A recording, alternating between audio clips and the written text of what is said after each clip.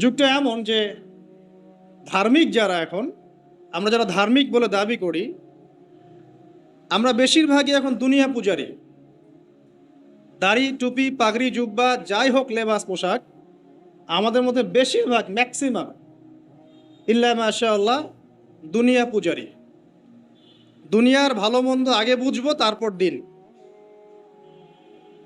দিনকে আমরা দুনিয়ার উপরে অগ্রাধিকার দিতে শিখছি না। আগে দুনিয়া, পরে দিন। এমন একটা যুগ যেখানে ধার্মিকদের ঐক্যবদ্ধ থাকার কথা, স্পেশালি মুসলিমদের, কিন্তু আমরা মুসলিমদের মধ্যে কোনো ঐক্য দেখতে পারি না। যতই ঐক্যের বলে আওড়াই না কেন, বাস্তবতা হচ্ছে এই যে আসলে এখানে ঐক্যের কোনো নামগন্ধ নাই, ঐক্যের কোনো নামগন্ধ নাই। কিন্তু আমরা চাই যে সবাই ঐক্যবদ্ধ হই, ঠিক আছে? অদ্ভুত যুগ। আমাদের যেমন সাহসী হওয়া উচিত ছিল, আমরা আসলে পারছি না। আমাদের যেমন ঈমান, শৌর্য, বীর্য এবং দূরদর্শিতা রাখা উচিত ছিল, আমরা আসলে পারছি না। ধর্মের মধ্যে আপনি দেখেন ম্যাক্সিমাম ধার্মিক দুনিয়াদার হয়ে আছে। দুনিয়ার স্বার্থ আগে, তারপর দিন। যে যার স্বার্থে দিনের কাজ করছে, আবার ঐক্যের স্লোগানও তুলছে। সবাই সবার মতোই দিনের কাজ করছে, আলাদা আলাদাভাবে, আবার সবাই ঐক্যের কথাও বলছে। একজনকে বলেন যে ঠিক আছে, আপনারা সবাই মিলে একজন আলেমকে সিলেক্ট করেন যিনি মুসলিমদেরকে লিড দিবেন, দেখেন একজনকে সিলেক্ট করতে পারে কি না। একদিন বলেছিলাম সবাইকে নিয়ে বসে এক কাপ চা খাওয়ান, দেখেন পারেন কি না। কিন্তু মুখে কিন্তু সবাই স্লোগান তুলছি যে আল কোরআনের আলো, ঘরে ঘরে জালো, দুনিয়ার মুসলিম এক হও এক হও, কতই না স্লোগান। প্র্যাকটিক্যাল কোনো ইনিশিয়েটিভ নাই আসলে।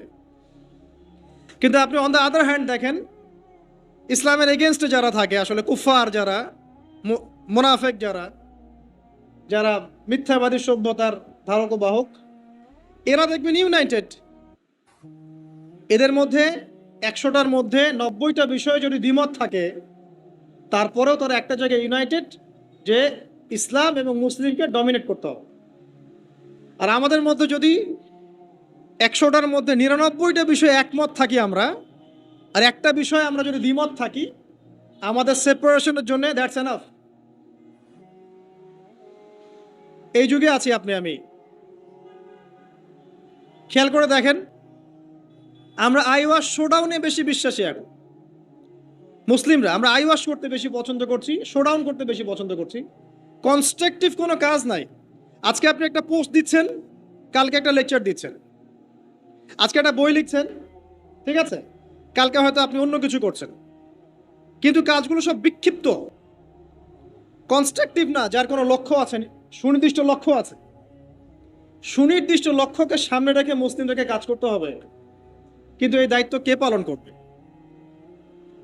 তরুণ সমাজ এখন মুখিয়ে থাকে এসবের জন্য, তাদেরকে কে নেতৃত্ব দিবে? তাদেরকে বিষয়গুলো বুঝাবে কে? সিচুয়েশন ব্যাখ্যা করবে কে? আর যদি আপনি 2-4 লাইন বেশি কথা বলা শুরু করেন, তাহলে আপনার গলা বন্ধ করে দেওয়া হবে। আস্তে আস্তে এগুলো সব মেনে নিচ্ছি আমরা। এভাবেই চলছে বিগত 100 বছরে। লাস্ট 100 বছরে, এক বছরে কয়দিন? 365 দিন। এই বিগত 100 বছরে এক একটা করে দিন, এক একটা করে রাত গিয়েছে, উম্মা আজকে এই জায়গায় এসেছে। আজকে থেকে 100 বছর আগের উম্মার হিস্ট্রিগুলো পড়ে দেখেন। তারপরে আরও সামনে যান, ওসমানীয় খেলাফতের দিকে যান, তার আগে যান ফাতেমিতে যান, কর্ডোভায় যান, মুঘলে যান, এদিকে আপনার মামলুকে যান, ঠিক আছে, তাবেঈনদের যুগে যান, আব্বাসীয় খেলাফতের যুগে যান, উমাইয়াতে যান, সাহাবিদের যুগে যান, দেখবেন ওই সময়কার মুসলিমদের অবস্থা এমন ছিল না, এবং বিশ্বের প্রেক্ষাপটও এমন ছিল না। তো এগুলো নিয়ে ভাবতে হবে। ভাবতে হলে পড়তে হবে, কোরআন পড়তে হবে, হাদিস পড়তে হবে, ইতিহাস পড়তে হবে, অর্থনীতি সম্পর্কে জানতে হবে, পলিটিক্যাল সায়েন্স পড়তে হবে। কে পড়তে চায়? অনলাইনের যুগ, সবাই লেকচার শুনতে চায়, এবং লেকচার শোনা জাতি হুজুগে লাফায় বেশি। একজন আলেম একটা কথা বলবে, ওটার পিছনে হুজুগে লাফাবে। আবার দেখবে আরেকজন আলেম তার কাউন্টার একটা দলিল দিয়েছে, এবার এর পিছনে হুজুগে লাফাবে। আসলে কার দলিল কতটুকু অথেন্টিক এ তো জানে না, কারণ এ তো পড়াশোনাই করতে চায় না। আমরা পড়তে চাই কম, লেকচার শুনতে চাই বেশি। আর লেকচার শুনছেন আজকে আপনি এক টপিকে, কালকে আরেক টপিকে, তারপরের দিন আরেক টপিকে, কোনো কনস্ট্রাকটিভ কিছু নাই, মাথাটা বিক্ষিপ্ত। আসলে আমাদের এখন একটা সমস্যা আছে, বর্তমান যুগটা খুব তাড়াহুড়ার যুগ। মানে এই যুগে মানুষ ধৈর্য ধরতে পারে কম, সবর করতে পারে কম, সবকিছু ফলাফল মানুষ খুব দ্রুত চায়। যেমন স্মার্টফোন চালাতে চালাতে আমাদের মাথাটা খুব দ্রুত হয়ে গেছে, স্মার্টফোন চালাতে চালাতে সবকিছু খুব দ্রুত চাই আমরা আর কি। তো দিনের বিষয়ে আমাদের এই ব্যস্ততা এখন কমছে না, সবকিছু খুব দ্রুত চাই, তাড়াতাড়ি আমল করব, তাড়াতাড়ি জান্নাতে চলে যাব। দিনের জন্যে সবর করা, প্রচেষ্টা চালানো, ধৈর্য ধরা, হ্যাঁ, আঘাত নির্যাতন সহ্য করা, সবর করা, আবার পড়ে গেলে উঠে দাঁড়ানো, এত সময় কোথায় আমাদের? আর এখনকার যুগটা অদ্ভুত একটা যুগ। মানে যত এই যুগে আমরা বেঁচে থাকছি আমরা বিস্ময়ে হতবাক। মানে আসলে আবু বকর, ওমর, ওসমান, আলী রাদিয়াল্লাহু আনহুম, আল্লাহ পাক তাদেরকে জান্নাতুল ফিরদাউস দান করুন, তারা যদি এই যুগে আসতেন, একদিন থাকলেই আল্লাহকে রিকোয়েস্ট করতেন, আল্লাহ আমাদেরকে আবার আগের যুগে নিয়ে যাও, এখানে থাকতে পারবো। অদ্ভুত যুগ। যুগটা এমন যে ধার্মিক যারা, এখন আমরা যারা ধার্মিক বলে দাবি করি, আমরা বেশিরভাগই এখন দুনিয়া পূজারি। দাড়ি, টুপি, পাগড়ি, জুব্বা, যাই হোক লেবাস, পোশাক, আমাদের মধ্যে বেশিরভাগ, ম্যাক্সিমাম ইল্লা মাশাআল্লাহ দুনিয়া পূজারি। দুনিয়ার ভালো মন্দ আগে বুঝবো, তারপর দিনকে আমরা দুনিয়ার উপরে অগ্রাধিকার দিতে শিখছি না। আগে দুনিয়া, পরে দিন। এমন একটা যুগ যেখানে ধার্মিকদের ঐক্যবদ্ধ থাকার কথা, স্পেশালি মুসলিমদের, কিন্তু আমরা মুসলিমদের মধ্যে কোনো ঐক্য দেখতে পারি না। যতই ঐক্যের বলে আওড়াই না কেন, বাস্তবতা হচ্ছে এই যে আসলে এখানে ঐক্যের কোনো নামগন্ধ নাই, ঐক্যের কোনো নামগন্ধ নাই। কিন্তু আমরা চাই যে সবাই ঐক্যবদ্ধ হই, ঠিক আছে? অদ্ভুত যুগ। দেখবেন 5 ওয়াক্ত নামাজ পড়ছে মাশাআল্লাহ মসজিদ কমিটির সভাপতি হাজি সাহেব, সুদ ছাড়তে পারছেন। অদ্ভুত যুগ। দেখবেন যে মাশাআল্লাহ বাবা তাহাজ্জুদ গোজার, বাবা প্রত্যেক রাতে তাহাজ্জুদে নামাজ পড়ে মাশাআল্লাহ। মাও দেখবেন যে বোরখা পরে বাইরে বের হচ্ছে, মেয়ের গায়ে পর্দার বালাই নাই। অদ্ভুত যুগ। মানে মা আর মেয়ে বাইরে বের হয়েছে, মা মাশাআল্লাহ খাস পর্দা, যদিও তার দিকে কেউ তাকায় না, আর মেয়ের গায়ে পর্দার কোনো বালাই নাই। মানে এমন একটা যুগ, আপনি যদি আল্লাহ এবং তার রাসূলের চোখ দিয়ে দেখেন, কোরআন এবং সুন্নাহর নূর দিয়ে এই বিশ্বটাকে দেখেন, আপনি হতবাক হয়ে যাবেন যে কি হচ্ছে আশপাশে। আসলে এই ওয়ার্ল্ডটাই পাগল না আমি নিজেই পাগল, তখন আপনার কাছে এরকম মনে হবে। তো এখন মনে হয় আমরা নিজেরাই মনে হয় পাগল, ওরাই মনে হয় সুস্থ।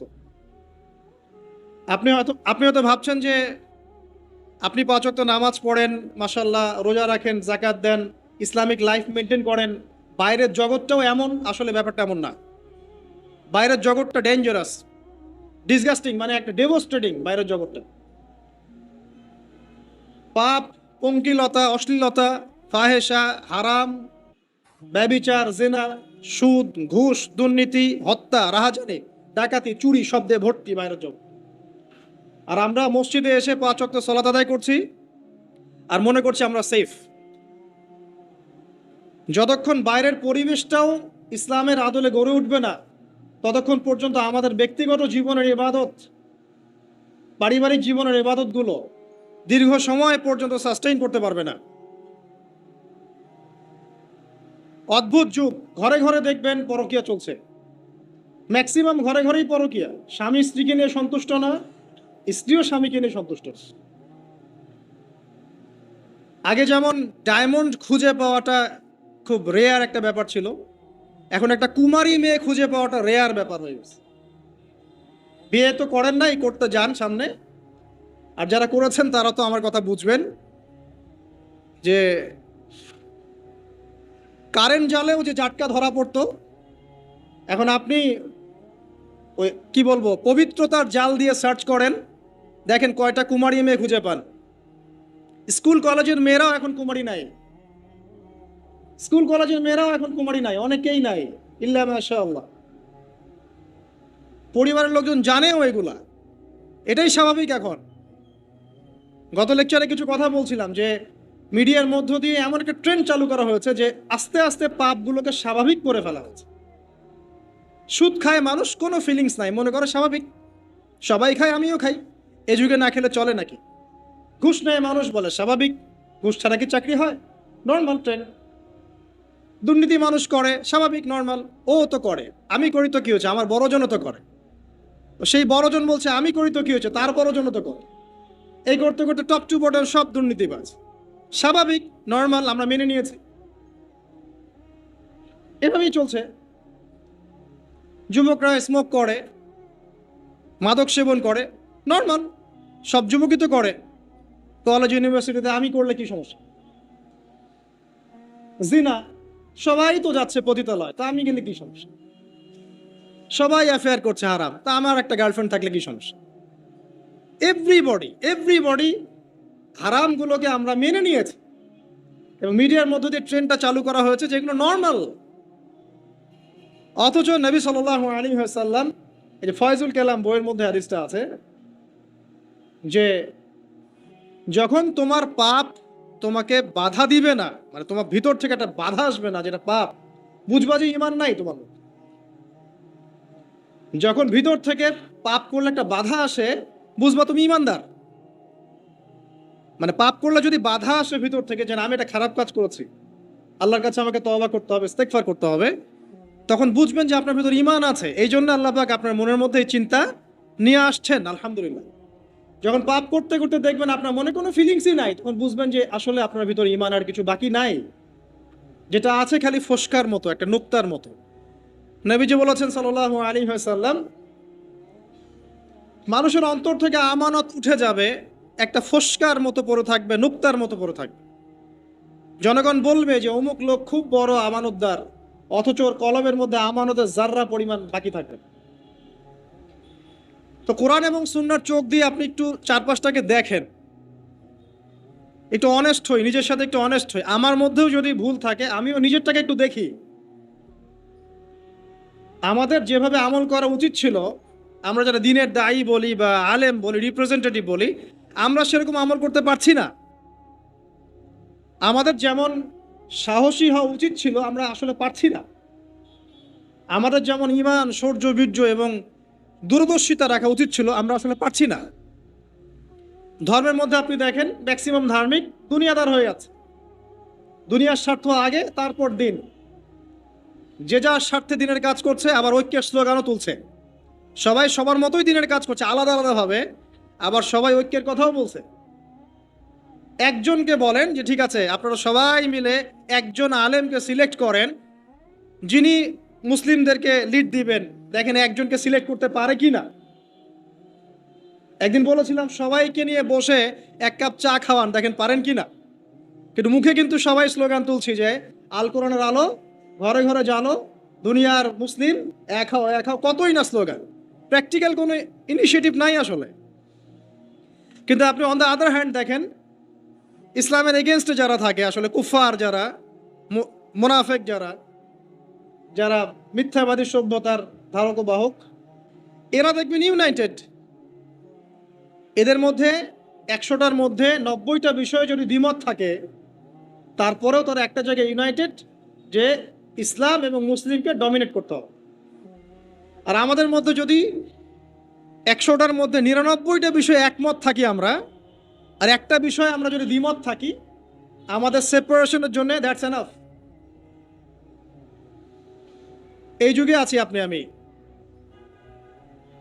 খেয়াল করে দেখেন, আমরা আইওয়াশ শোডাউনে বেশি বিশ্বাসী এখন মুসলিমরা। আমরা আইওয়াশ করতে বেশি পছন্দ করছি, শোডাউন করতে বেশি পছন্দ করছি। কনস্ট্রাকটিভ কোনো কাজ নাই। আজকে আপনি একটা পোস্ট দিচ্ছেন, কালকে একটা লেকচার দিচ্ছেন, আজকে একটা বই লিখছেন, ঠিক আছে, কালকে হয়তো আপনি অন্য কিছু করছেন, কিন্তু কাজগুলো সব বিক্ষিপ্ত, কনস্ট্রাকটিভ না, যার কোনো লক্ষ্য আছে, সুনির্দিষ্ট লক্ষ্য আছে। সুনির্দিষ্ট লক্ষ্যকে সামনে রেখে মুসলিমদেরকে কাজ করতে হবে, কিন্তু এই দায়িত্ব কে পালন করবে? তরুণ সমাজ এখন মুখিয়ে থাকে এসবের জন্য, তাদেরকে কে নেতৃত্ব দিবে? তাদেরকে বিষয়গুলো বুঝাবে কে? সিচুয়েশন ব্যাখ্যা করবে কে? আর যদি আপনি 2-4 লাইন বেশি কথা বলা শুরু করেন, তাহলে আপনার গলা বন্ধ করে দেওয়া হবে। আস্তে আস্তে এগুলো সব মেনে নিচ্ছি আমরা, এভাবেই চলছে বিগত 100 বছরে। লাস্ট 100 বছরে, এক বছরে কয় দিন? 365 দিন। এই বিগত 100 বছরে এক একটা করে দিন, এক একটা করে রাত গিয়েছে, উম্মাহ আজকে এই জায়গায় এসেছে।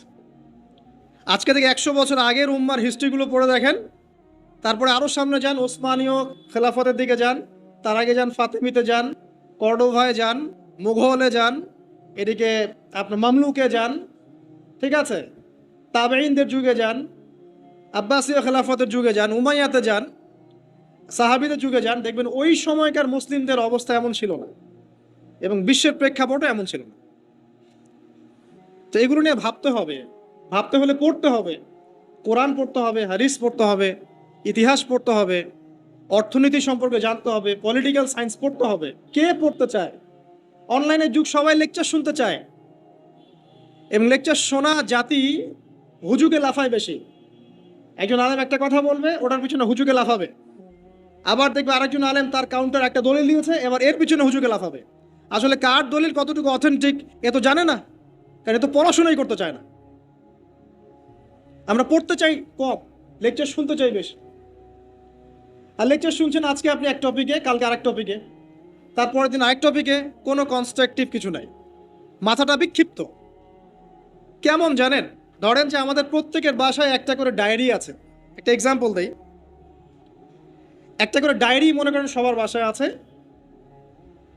আর যুগটা এমন যে এই ডায়েরিতে আপনি যাই লিখবেন সবাই দেখতে পারবে, যাদেরকে আপনি অ্যাক্সেস দিবেন সবাই এই লেখাটা দেখতে পারবে।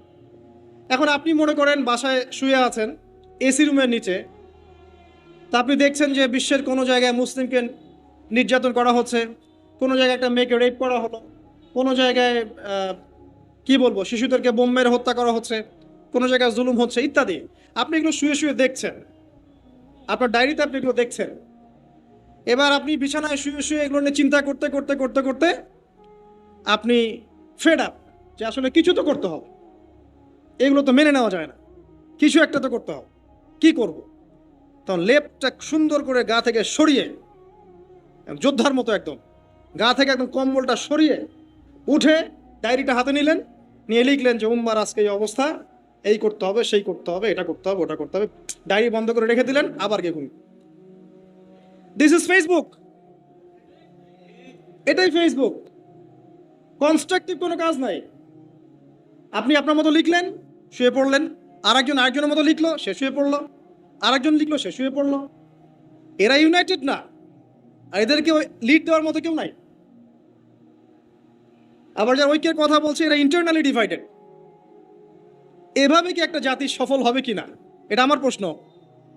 আমাদের আগে সামাজিক যোগাযোগ মাধ্যম ব্যবহার করার মানে যে কি বলবো, নিয়ম শৃঙ্খলা শেখা উচিত। আসলে সামাজিক যোগাযোগ মাধ্যম কিভাবে ব্যবহার করতে হয়, ইফেক্টিভ ইউজিং শেখা দরকার অনলাইন সেকশনে। আমরা মোটেও সামাজিক যোগাযোগ মাধ্যম ইফেক্টিভলি ইউজ করতে জানি না।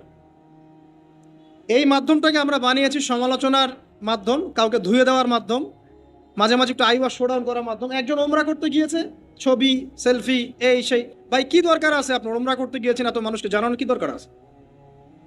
একজন লেকচার দিতে এসেছেন, গাড়ি থেকে নামলাম, সবাই ভিডিও, সেলফি, ফোনস, স্লোগান। তা আমি কাকে দেখাচ্ছি আসলে এগুলো? আর এগুলো যাদেরকে দেখাচ্ছি, এটা দেখায় আমার লাভটা কি আসলে? আল্লাহ পাক কি আমার এই দেখার মুখাপেক্ষী নাকি? আমার মনে যদি ইখলাস ও নিয়াত থাকে, নিয়াত বিশুদ্ধ থাকে, আমি তো গোপনে আসলেও নাকি আল্লাহ পাক দিবেন। আর আল্লাহ পাক যদি দেখাতে চান আমাকে, তাহলে আল্লাহ পাক আমাকে তুলে নিয়ে আসে সবার সামনে দাঁড় করায় দিবেন।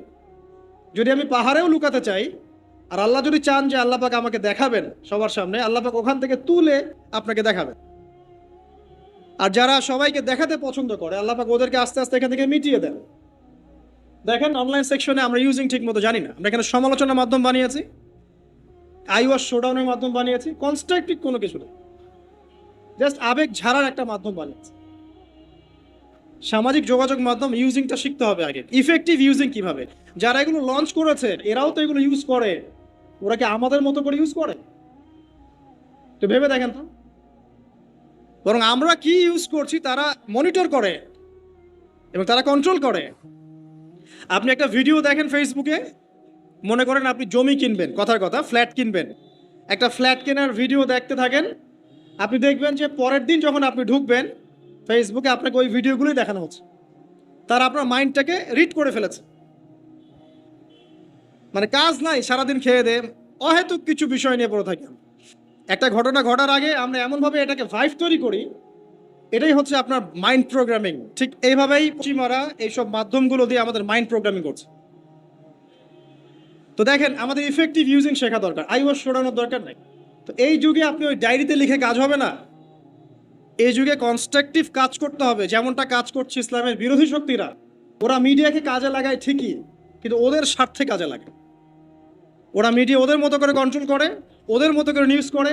যখন ওরা সারা বিশ্বে ছড়িয়ে দিল যে মুসলিমরা সন্ত্রাসী এবং মুসলিমরা জঙ্গি, সবাই দাড়ি টুপি দেখলে বাঁকা চোখে তাকানো শুরু করে, এ মনে হয় জঙ্গি, এ মনে হয় জঙ্গি, ওই বোরখার নিচে মনে হয় বোম আছে ইত্যাদি। এই ভাইভটা কে তৈরি করলো? হ্যাঁ, ওরাই তৈরি করলো।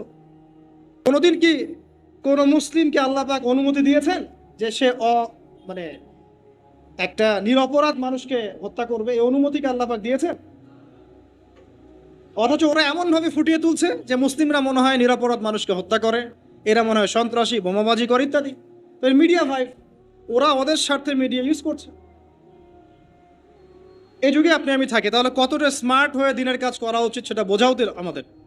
দেখবেন অফলাইনে মাঠ পর্যায়ে দিনের কাজ বেদিনেরা তাদের কাজ করছে, যারা বেদিন তারা ওদের কাজ ঠিকই করছে।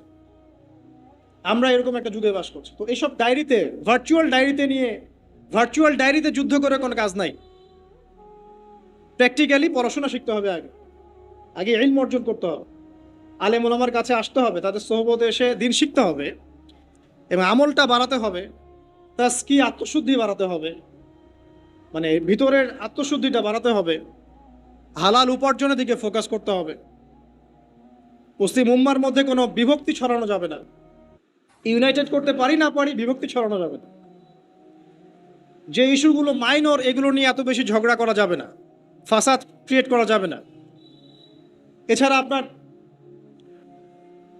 পরিবারের যে আদর্শ এটাকে শক্ত করতে হবে, বাচ্চাদেরকে মানুষ করতে হবে, সন্ততিকে মানুষ করতে হবে, কনস্ট্রাকটিভ কাজ করতে হবে। এডুকেশনাল ইনস্টিটিউশন গড়ে তোলেন, শিক্ষা প্রতিষ্ঠান গড়ে তোলেন, সমাজ কল্যাণমূলক কোনো ফাউন্ডেশন করেন, মানবতার সেবায় কাজ করেন, দেশকে ভালো কিছু দেন, রাষ্ট্রকে ভালো কিছু দেন, ভালো করে পড়াশোনা করে রাষ্ট্রীয় বড় বড় পদে চাকরি করেন। যত বেশি ভালো মানুষ সেখানে যাবে, আশা করা যায় তত দুর্নীতি কমে যাবে ইনশাআল্লাহ। এখান থেকে সরে আসার দরকার নাই, বরং আপনি আরো বেশি করে পড়াশোনা করেন, বিসিএস ক্যাডার হন, বড় বড় পোস্টে যান, সততা নিয়ে ইমান নিয়ে এমপি মন্ত্রী হন, হয়ে দেশ শাসন করেন, কনস্ট্রাকটিভ কাজ করেন। আমি বুঝাতে চাচ্ছি যে আমরা একটা যুগে আছি যে আমরা কাজের চেয়ে আইওয়াস শোডাউন এবং অপরিপক্কতায় বেশি পারদর্শী। আমাদেরকে একটু পরিপক্কতা প্রদর্শন করতে হবে এবং আগে যুগটাকে রিড করতে হবে। তো রিড করার বিষয়ে আপনাকে বলছিলাম যে এমন একটা যুগে আপনি আছেন, ধর্মের মধ্যে এরকম কলিউশন আছে এবং এটা আমরা মেনেও নিচ্ছি স্বাভাবিকভাবে। ব্যক্তি জীবনে আসেন, দেখুন ব্যক্তি জীবনের মধ্যে দিনদারিতা কমে যাচ্ছে, যুবকরা মাশাআল্লাহ আল্লাহর দিকে আসছে, কিন্তু অনেকের মধ্যে কমেও যাচ্ছে। ব্যক্তিগত জীবনে গিয়ে দেখেন যে দিনের জ্ঞান অর্জনকে খুব একটা পরোয়া করছে না, আমলটাকে গুরুত্ব দিচ্ছে ঠিকই, কিন্তু দিনের জ্ঞান অর্জনকে খুব একটা পরোয়া করছে না, হালাল হারাম মেনে চলার ব্যাপারটা পরোয়া করছে না। ঠিক আছে, তারপরে গিয়ে দেখবেন ফ্যামিলিতে গিয়ে দেখবেন ফ্যামিলির মধ্যে বন্ডিংসগুলো কমে যাচ্ছে, ফ্যামিলির মধ্যে যে বন্ডগুলো আগে ছিল শক্ত, এগুলো আস্তে আস্তে কমে যাচ্ছে। ভাইয়ে ভাইয়ে দ্বন্দ্ব, বাবায় সন্তানে দ্বন্দ্ব, মায়ের সন্তানে দ্বন্দ্ব, মনে মনে দ্বন্দ্ব, স্বামী স্ত্রীতে বিচ্ছেদ, সন্তানরা মানুষ হচ্ছে বাবা মা ছাড়াই। এই যে সামাজিক গঠন একক যেটাকে আমরা বলি পরিবার, এর বন্ডিংসগুলো ভেঙে যাচ্ছে এবং এটাকে আমরা নর্মাল মনে করছি এখন। সোশ্যালি দেখেন প্রতিবেশীর খোঁজ খবর নেওয়ার প্রয়োজন মানুষ মনে করছে না এখন। সমাজের মানুষের পাশে দাঁড়ানোর কথা বলেন, একে অপরের সহযোগিতার কথা বলেন, একটু সহ্য করা বা ছাড় দেওয়ার মানসিকতার কথা বলেন, কেউ ছাড় দিতে চায় না। ছাড় দেওয়ার কোনো মানসিকতা নেই। কে কাকে ডিঙ্গিয়ে সামনে যাবে, কে কার ক্ষতি করে উপরে উঠবে, এগুলো আমাদের ট্রেন্ড হয়ে গেছে। ইকোনমিক লাইফে গিয়ে দেখেন, হালাল হারামের কেউ পরোয়া করছে না।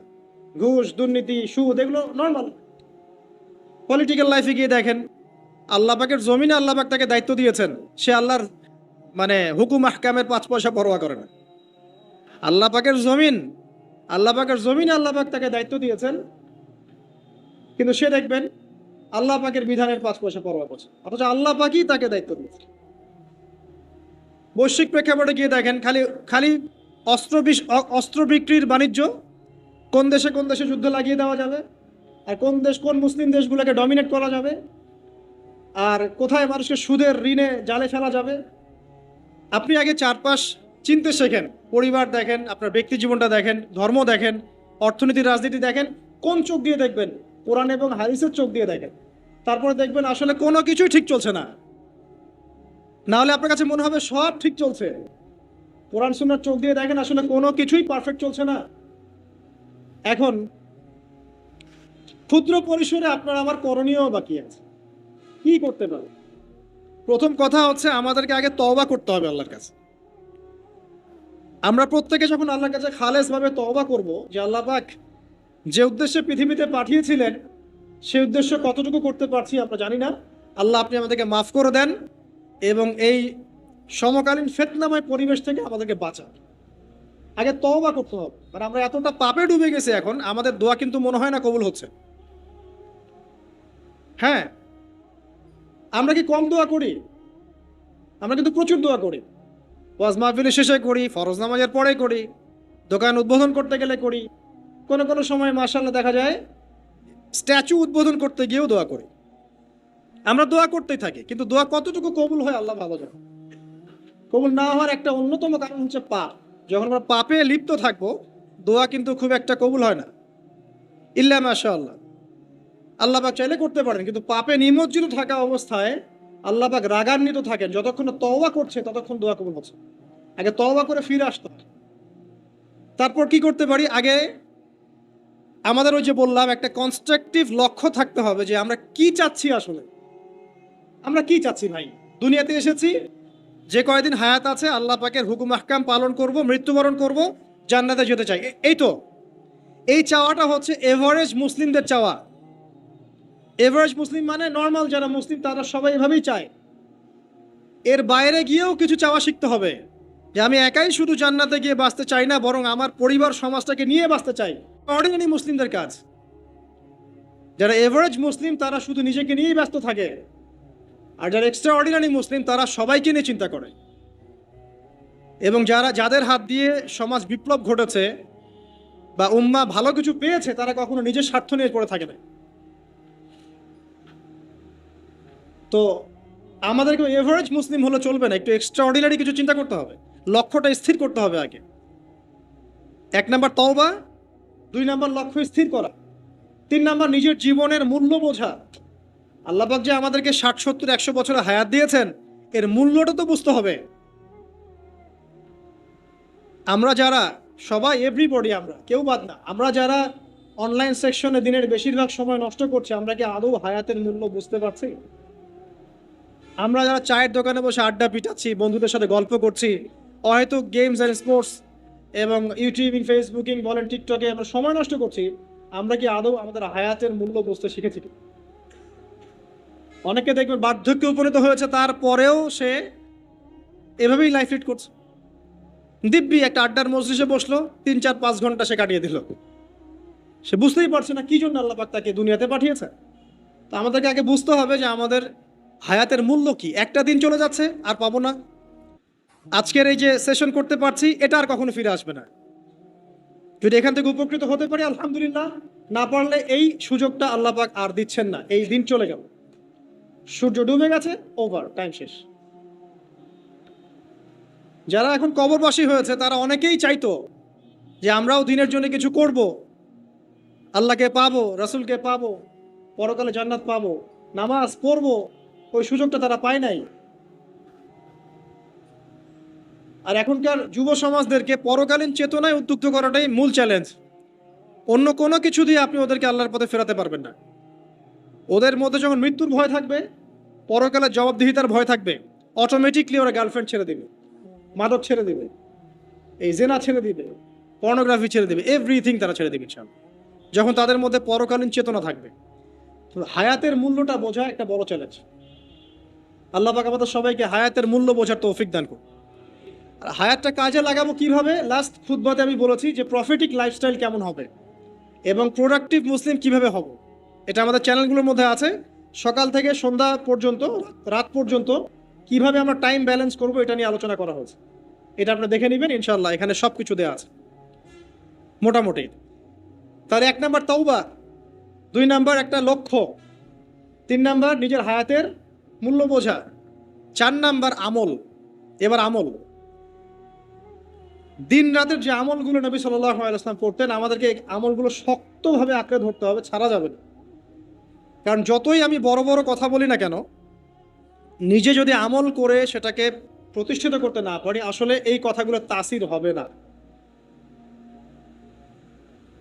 যত বড় বড়ই কথা বলি আমরা, অন্যের দিকে যতই আঙ্গুল তুলি, বিশ্ব নিয়ে কথা বলি, অর্থনীতি নিয়ে কথা বলি, রাজনীতি নিয়ে কথা বলি, ঠিক আছে, পরিবার নিয়ে কথা বলি, সমকালীন ফিতনা নিয়ে কথা বলি, আমল যতক্ষণ পর্যন্ত নবী সাল্লাল্লাহু আলাইহি ওয়াসাল্লামের মতো না হচ্ছে, ততক্ষণ পর্যন্ত কথা শুধু তাত্ত্বিক থেকে যাবে, বাস্তবতার কোনো প্রায়োগিক ফলাফল পাওয়া যাবে না। তো আল্লাহ পাক আমাদের সবাইকে নবী সাল্লাল্লাহু আলাইহি ওয়াসাল্লামের মতো 24 ঘন্টা কাটানোর তৌফিক দান করুন। একদম রাত থেকে শুরু করে আবার রাত পর্যন্ত যেভাবে নবী সাল্লাল্লাহু আলাইহি ওয়াসাল্লাম ঘুমাতেন, উঠতেন, ইস্তেঞ্জা করতেন, নামাজ পড়তেন, জামাতে 5 ওয়াক্ত নামাজ পড়তেন, দিনের জ্ঞান অর্জন করতেন, পড়া মানুষকে শেখাতেন, ব্যবসা বাণিজ্য করতেন, প্রতিটা কাজ যেন নবীর মতো করে হয়, এই চ্যালেঞ্জটা নিতে হবে। আগে 40 দিনের টার্গেট নেই একটা, যে আগামী 40 দিন আমরা নবী সাল্লাল্লাহু আলাইহি ওয়াসাল্লামের মতো লাইফ লিড করব। যদি পারি ইনশাআল্লাহ আমাদের দ্বারা কিছু হবে, যদি না পারি বুঝতে হবে আমরা শুধু কথায় পারদর্শী, আমাদের কাজের কোনো মূল্য আসলে নাই। তো আমরা বিশ্বাস করি যে আমাদের তরুণ প্রজন্ম শুধু কথায় পারদর্শী না, তারা কাজ করেও দেখাতে পারবে ইনশাআল্লাহ। হয়তো বার্ধক্যে যারা আছে তারা হয়তো পারবে না, তারা হয়তো চাচ্ছে কিন্তু পারছে না। অনেক মুরব্বী আমার পরিচিত আছেন যারা চান আরো বেশি আমল বাড়াতে, কিন্তু পারছেন না, শরীর কুলাচ্ছে না, ডায়াবেটিস, প্রেশার, আর অনেক সমস্যা। আর যদি পরিবারের মধ্যে ঢুকে যান, বিয়ে শাদীর মধ্যে, তাহলে তো অবস্থা খারাপ। আর যদি মাশাআল্লাহ এই যুগের কোনো দিনদার ক্যাটরিনা কাইফ ভাগ্যে জোটে, তাহলে তার পিছনেই সারা জীবন চলে যাবে। সো পরিবারে ঢোকার আগেই, মানে বিয়ে শাদী করে সংসার গোছানোর আগেই পড়াশোনাটা শেষ করে ফেলেন, কারণ ওর পরে রেসপন্সিবিলিটি বাড়বে, আপনার অনেক কাজের চাপ চলে আসবে। এগুলোকে সুন্দর মতো ব্যালেন্স করা খুব ডিফিকাল্ট, এত সহজ না। যুগটা ভাই এত কঠিন যে সব কিছু পারফেক্টলি করার চেষ্টা করার পরেও কখনো কখনো হিমশিম খেয়ে উঠি পারি না। আর আমরা যারা দিনের কাজও করি, অনেক সময় দেখা যায় আলেম বা মুফতি বা মুহাদ্দিস বা দায়ী, দেখবেন তাদেরকে বাজার করতে হয়, পরিবার মেনটেন করতে হয়, সন্তানের লেখাপড়া দেখতে হয়, তাদেরকে অডিয়েন্স ডিল করতে হয়, মিডিয়া ডিল করতে হয়, মানুষের সমালোচনার অ্যান্সার করতে হয়, কাজের শেষ নেই, মাথা খাটাতে খাটাতে আপনি টায়ার্ড। অথচ উচিত ছিল এই মানুষটাকে রিল্যাক্সে রেখে দেওয়া, যে আপনার কাজ শুধুমাত্র দিনের জ্ঞান অর্জন করা, বড় বড় ডিগ্রি সার্টিফিকেট অর্জন করা, গবেষণা করা, আলেম ওলামার সহবতে যাওয়া, কিছু লিখা, কিছু বলা, যাতে ন্যাশন উপকৃত হয়। এরকম সুকুনের পরিবার কয়টা আছে আলেমদেরকে জিজ্ঞাসা করে। আমার ধারণা যে বেশিরভাগ আলেমেরই এরকম পরিবার নাই। এই কারণে অনেক বড় বড় স্কলার মাঝপথে ঝরে পড়ে, অনেক বড় বড় আলেম মাঝপথে ঝরে পড়ে। আর আমাদের এই ফিতনা সৃষ্টিকারী পরিবারের সদস্যরা এগুলো বুঝতে চায় না। তারা বুঝতে চায় না ওদের দায়িত্বটা কি। তাদের দায়িত্ব হচ্ছে ওই ব্যক্তিকে সাপোর্ট করা পিছন থেকে, যে আল্লাহর দ্বীনের পথের একজন দায়ী, একজন মুবাল্লিগ, একজন আলেম, একজন ফকিহ। সেক্ষেত্রে আল্লাহ পাক হয়তো আমাদেরকে পরীক্ষা করছেন অথবা গোনাহ মাফ করছেন, কিন্তু এটা হওয়া উচিত ছিল না। যারা দ্বীনের পথে কাজ করবে তাদের পরিবারটা হবে সেই রকম যেন পরিবার থেকে কোনো প্রেশার তার মধ্যে না আসে, মানসিকভাবে সে যেন স্ট্রেস না পায়, রিল্যাক্সে সে দিনের কাজ করতে পারে। দেখবেন তার দ্বারা লক্ষ লক্ষ কোটি কোটি মানুষ উপকৃত হবে। হ্যাঁ, এই জন্য অনেক, হ্যাঁ এটা ঠিক বলেছো ভাই, এই জন্য অনেক বড় বড় মুহাদ্দিস ছিলেন যারা কিন্তু আসলে কোনোদিন বিয়ে করেন নাই। তবে এটা আমি নিরুৎসাহিত করছি না। যদি আল্লাহ পাক একজন দিনদার স্ত্রী আপনাকে দান করেন, আর স্ত্রী শুধু একমাত্র পরিবারের অংশ না, আপনার এখানে মা আছে, আপনার বোন আছে, আপনার সন্তান আছে, ভাই বোন সবাই মিলেই পরিবার। একজন ভালো দেখবেন, বাকিরা হয়তো আপনাকে এভাবে সাপোর্ট করছে না। তো দিনদার স্ত্রী যদি সাথে থাকে, ইনশাল্লাহ আপনি বিশ্বজয় করতে পারবেন ইনশাল্লাহ। এটা আল্লাহ পাক নেয়ামত হিসেবে দেখ সবাইকে, সব যুব সমাজকে আমরা দোয়া করি। কিন্তু ডিসিশন নেওয়ার ক্ষেত্রে খুব সাবধান, সতর্ক থাকতে হবে। কারণ সব বোরখা পরার মেয়ের পিছনে কি দিন যেতে থাকে? থাকে না। তো শেষ করছি ভাই, আমি আর বেশি লম্বা করব না। কারণ দিনের ক্ষেত্রে ধৈর্যের ব্যাপারটা অনেক কম। যদি কোনো কনসার্ট হতো দেখতেন, হ্যাঁ 10 ঘন্টা ওয়েট করতে কোনো সমস্যা নেই। হ্যাঁ, যাত্রা, পালা, গান, কনসার্ট, মুভিজ, এগুলোর জন্য টিকিটের লাইনের পর লাইন দাঁড়িয়ে থাকবে, ঘন্টার পর ঘন্টা আছে। একটা ওয়ার্ল্ড কাপের টিকিটের জন্য 2-3 দিন স্টেডিয়ামের বাইরে দাঁড়া থাকতে পারে মানুষ। কিন্তু খুতবায়, নামাজে যদি 5 মিনিট 10 মিনিট টাইম বেশি যায়, ও আর থাকতে পারছে না, অস্থির। মানে ওকে চারপাশ থেকে শয়তান ঘিরে ধরেছে আর কি, এবং চতুর্দিক থেকে শয়তান ওকে ওয়াসওয়াসা দিচ্ছে। চল ব্যবসা আছে, চল বাসায় বউ ডাকতেছে, চল বাচ্চা অসুস্থ, অমুক তমুক, থাকতে পারবো। বাদ দেন। কয়টা বলছি? তওবা, লক্ষ্য স্থির করা, আপনার হায়াতকে কাজে লাগানো। এরপরে বলছি আমলের কথা। আমল যদি পারফেক্ট না হয় তাহলে আসলে আমাদের দোয়াগুলো ঝুলে থাকবে। আমল বেশি বেশি করলে ইনশাআল্লাহ তাআলা আল্লাহ পাকের নৈকট্য অর্জন করা যাবে, আল্লাহ পাকের মারিফত অর্জন করা যাবে ইনশাআল্লাহ। তখন সেই ব্যক্তির দ্বারা দিনের অনেক বড় বড় খেদমত হওয়া সম্ভব ইনশাআল্লাহ তাআলা। আল্লাহ পাক তৌফিক দান করুন। আর আমলের জন্য একটাই মানে নাসিহা আমার, সেটা হলো রাসূল সাল্লাল্লাহু আলাইহি ওয়াসাল্লামের 24 ঘন্টার যে দিন রাত, এই স্টাইলে আমাদেরকে রুটিন করতে হবে। ঘুম, খাওয়া, লেখাপড়া করা, দাওয়াতি কাজ, সব কিছু একদম ওই রুটিন ওয়াইজ। ইনশাআল্লাহ তাআলা দেখবেন আপনার জীবনে বরকত হচ্ছে ইনশাআল্লাহ। আমি এমনও সালাফের কথা পড়েছি, আমি নাম এই মুহূর্তে ভুলে গেছি, তিনি যখন দার্স দিয়ে বাসায় ঢুকতেন, এত ব্যস্ত থাকতেন দিনই কাজে, দার্স দিয়ে বাসায় ঢুকতেন, যেই সময়টা তিনি ইস্তেঞ্জা করছেন বাথরুমে, ওই সময়টা তার সন্তান তাকে পড়াশোনা তো বাইরে থেকে, উনি ইস্তেঞ্জা করতে করতে শুনছেন যে তার সন্তান ঠিক পড়ছে কিনা। এইভাবে তারা টাইম ব্যালেন্স করতেন। তো এই যুগে কি এটা সম্ভব হচ্ছে আমাদের পক্ষে? বিভিন্ন ফিতনা চারপাশে, আমাদের শক্ত হতে হবে, দিনের ব্যাপারে শক্ত হতে হবে। আল্লাহ পাক তৌফিক দান করুন। 5 নাম্বার হচ্ছে হালাল উপার্জন। যখন আপনি উপার্জনের দিকে যাবেন, ছোট একটা জব করেন, গভর্নমেন্ট জব হোক, নন গভর্নমেন্ট জব হোক, ব্যবসা হোক, কৃষিকাজ হোক, আপনি হালালে থাকার চেষ্টা করুন। হারাম রিজিকের অনেক প্রলোভন সামনে থাকবে, হারামে যাবেন না, ইনশাআল্লাহ তাআলা দেখবেন আল্লাহ রাব্বুল আলামিন আপনার অল্প রিজিকে বরকত দিবেন। দুনিয়াতে সন্তুষ্ট থাকা শিখতে হয়। অসন্তুষ্ট থাকলে আপনি কখনোই সন্তুষ্ট হতে পারবেন না। আজকে একতলা বাড়ি আছে, কালকে 2 তলা চাবেন, আজকে একটা গাড়ি আছে, কালকে আরেকটা চাবেন। এই চাহিদার কোনো শেষ হবে না। কিন্তু হালাল রিজিকে সন্তুষ্ট থাকলে ইনশাআল্লাহ আল্লাহ পাক এখানেই বরকত দিবে ইনশাআল্লাহ। আল্লাহ পাক আমরা সবাইকে হালাল রিজিকের ব্যবস্থা করে দিন, এবং আল্লাহ যা দিয়েছেন তাতে সন্তুষ্ট থাকার তৌফিক দান। যুবকরা ব্যবসায় বেশি ফোকাস করতে পারেন, বড় বড় গভর্নমেন্ট জবগুলোতেও ফোকাস করতে পারেন, যেখানে গেলে আপনি সমাজের জন্য কিছু করতে পারবেন। আপনারা প্রশাসনের দিকে ফোকাস করতে পারেন, সেখানে যাওয়ার চেষ্টা করেন, ইমান নিয়ে সেখানে চলার চেষ্টা করেন। বাংলাদেশের যে ফোর্সগুলো আছে এখানে যাওয়ার চেষ্টা করেন, দেশের জন্য কিছু করেন। মুসলিমরা যদি এখান থেকে সরে আসে আস্তে আস্তে, তাহলে এখানে সমস্ত জায়গাগুলো খারাপ মানুষ দিয়ে ভর্তি হয়ে যাবে, তখন সিচুয়েশন আরও খারাপ হয়ে যাবে।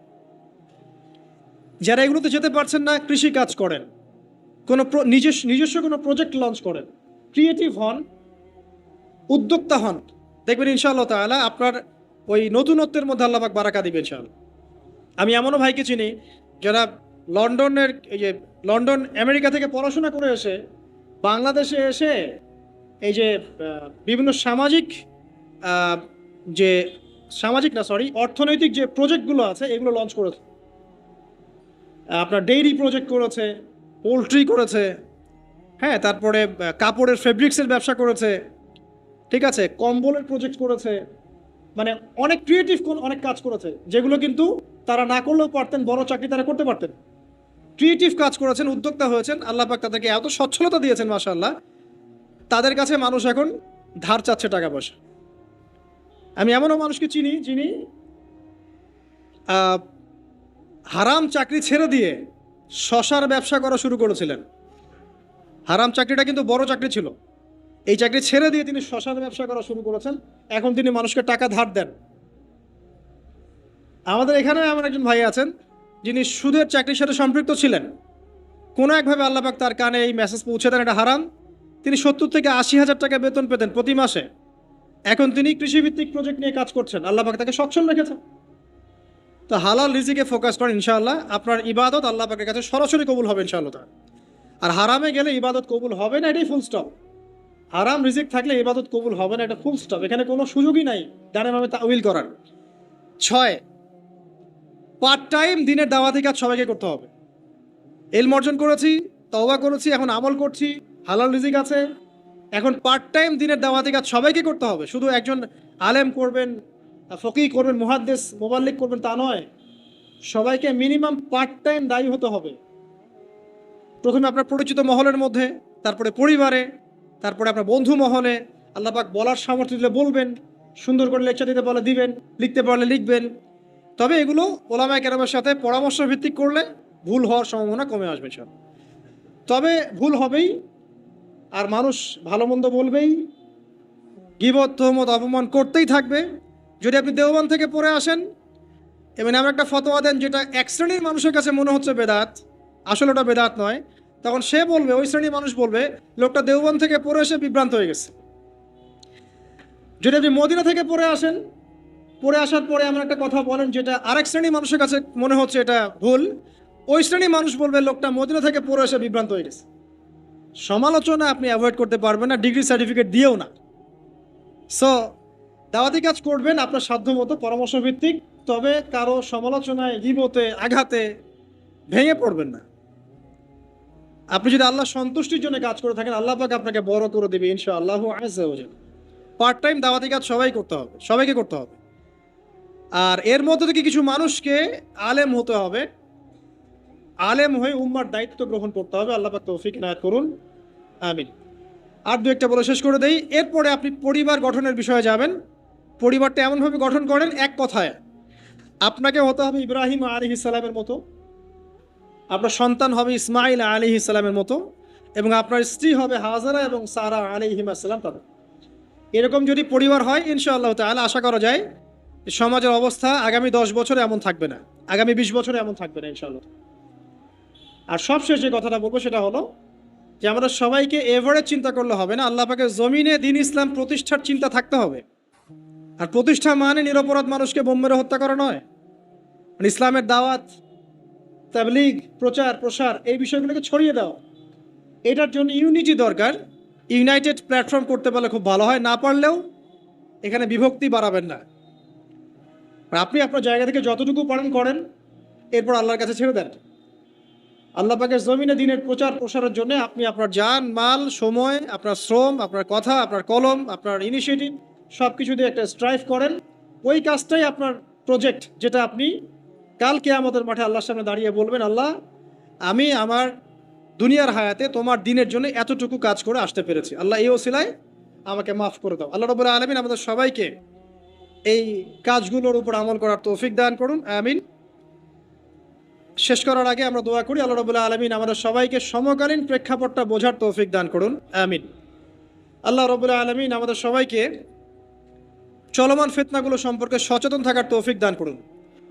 আল্লাহ সুবহানাহু ওয়া তাআলা আমাদের সবাইকে দ্বীনের ইলম অর্জন করার তৌফিক দান করুন, আমাদেরকে খাস তওবা করার তৌফিক দান করুন, বেশি বেশি আমল ও সালেহ করার তৌফিক দান করুন, হালাল রিজিকের ব্যবস্থা করে দিন। আল্লাহ পাক আমাদের সবাইকে আদর্শ ইসলামিক পরিবার গড়ে দিন। আমরা দোয়া করি আমাদের সন্তান সন্ততিদেরকে আল্লাহ পাক মুসলিমের মতো মুসলিম রূপে মানুষ করার তৌফিক দান করুন, এবং উম্মার বিজয়ের জন্য আমাদেরকে আমাদের জান, মাল, সময়, শ্রম ব্যয় করে আল্লাহর পথে কাজ করার তৌফিক আল্লাহ পাক আমাদের সবাইকে দান করুন, আমিন। আপোষে, গীবত, তহমত, কাদা ছোড়াছড়ি, ইখতিলাফগুলোকে আল্লাহ পাক দূর করে দিন। মুসলিম উম্মাকে এক ভেবে সবাইকে নিজের ভাই মনে করে দিনের পথ চলার তৌফিক আল্লাহ পাক সবাইকে দান করুন, আমিন। আজকের মতো এখানে শেষ করছি। সুবহানাকা আল্লাহুম্মা বিহামদিক আশহাদু আল্লা ইলাহা ইল্লা আনতা আস্তাগফিরুকা ওয়া আতুবু ইলাইক। আসসালামু আলাইকুম ওয়া রাহমাতুল্লাহি ওয়া বারাকাতুহু।